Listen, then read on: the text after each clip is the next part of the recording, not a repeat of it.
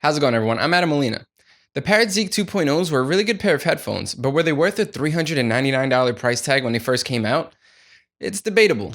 Now the company has upgraded them and cleverly named the new headphones the Parrot Zik 3.0s. These have pretty much the same design, they cost the same amount of money, but they do have a couple new features thrown in. So are they a worthy upgrade? In the box, you'll get the headphones, a small carrying pouch, a micro USB connector which you can use for both charging and listening to higher quality audio if you plug it into a computer, a standard 3.5mm audio cable, warranty information booklet, and a battery because yes, it's removable. If you own the Parrot Zik 2.0s and purchased these newer ones, we wouldn't blame you for reaching for the wrong one before you leave the house. They are pretty much identical in design with a small leather padding on the ear cups and on the headband. The headband is still made of a metal that's both durable and flexible enough to easily fit over your head. When adjusting the headphones, it's also not uncommon for music to pause accidentally since the headphones can sense when they've been removed from your ears and stop playback. It's definitely helpful when trying to talk to someone, but it's a little too sensitive, leaving me wondering why playback would randomly stop. The right ear cup is also touch sensitive on the outside, so with a few light gestures like tapping and swiping, you can control volume and even skip tracks.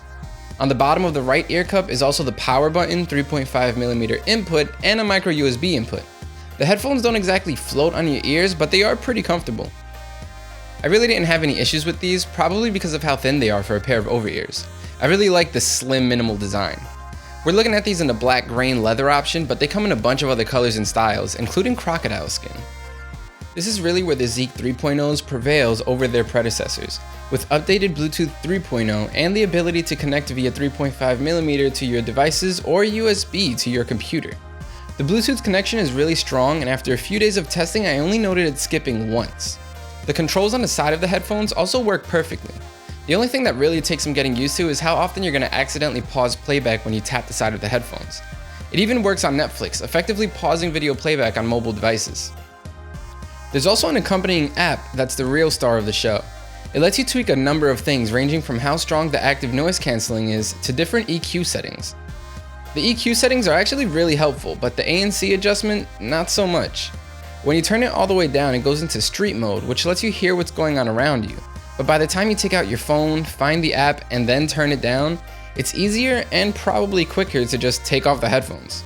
Still, adjusting the EQ settings and saving your own presets is definitely worth a free download, since you can make the headphones sound significantly better or more to your liking. The built-in microphone was also really good, and people couldn't tell at all that I was talking to them from a pair of headphones. Battery life is slightly better than the Zik 2.0s, but only just. We were able to get about 7.5 hours of playback with both Bluetooth and active noise cancelling turned on. It would have been nice to get a little more juice out of them, but at least it's an improvement over the previous 2.0s, so I'll take it. If you really need more than that, you can always get a spare battery since they are removable, or you can use them in airplane mode.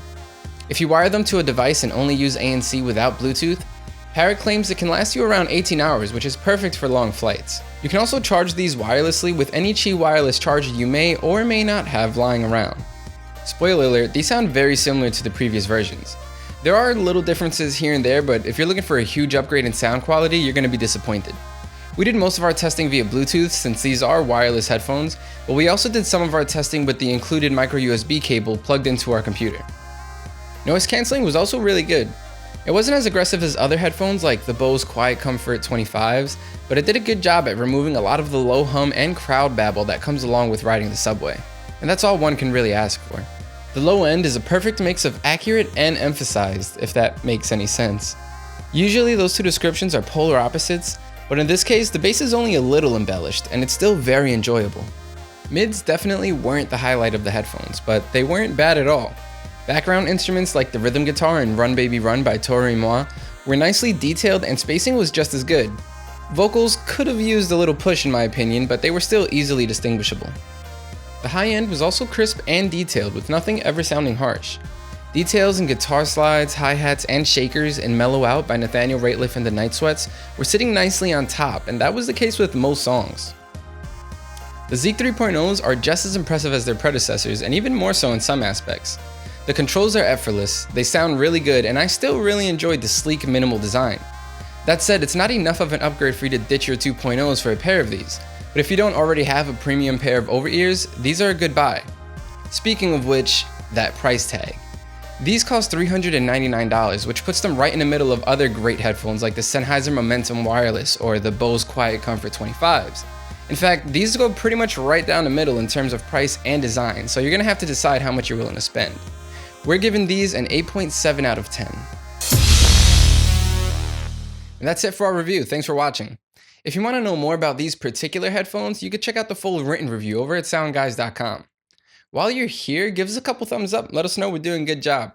Also, subscribe to the YouTube channel if you haven't already, and sign up for our monthly newsletter so you can stay up to date with all the newest reviews and audio news here at SoundGuys. That newsletter is also where we announce the winner every month of our monthly giveaways, so you might want to go do that. Links to all of that down there in the description. I'm Adam Molina. I'll see you later.